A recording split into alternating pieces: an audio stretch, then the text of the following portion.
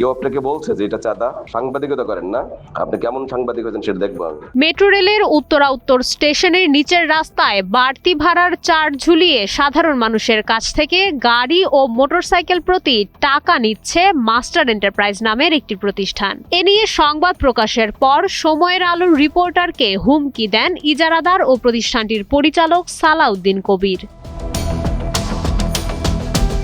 সুনির্দিষ্ট তথ্যের ভিত্তিতে প্রতিবেদন প্রকাশের পরও ক্ষিপ্ত হয়ে ওঠেন মাস্টার এন্টারপ্রাইজের ওই পরিচালক। চাঁদার শব্দটা আপনি কিভাবে ইউজ করলেন?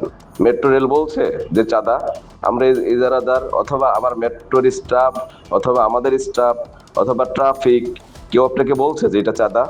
এই শব্দ আপনি কোথায় পেয়েছেন? সাংবাদিকতা করেন না? আপনি কেমন সাংবাদিক হয়েছেন সেটা দেখবো আমি। গণমাধ্যমের নিরপেক্ষ কাজে বাধা ও হুমকি প্রদর্শনের বিষয়টি নিয়ে সময়ের আলো যোগাযোগ করে Dhaka mass transit company limited তথা ডিএমটিসিএল এর সঙ্গে। সে তো আলাদা একটা এনটিটি, সে তো মেট্রো রেলে মানে আলাদা একটা এনটিটি। আপনারা তার কাছে তার বিরুদ্ধে যখন মনে হবে যে এটা তারা একটা অন্যায় করেছে বা আপনি অবশ্যই তার বিরুদ্ধে অ্যাকশন আপনারা যেভাবে নিতে পারেন।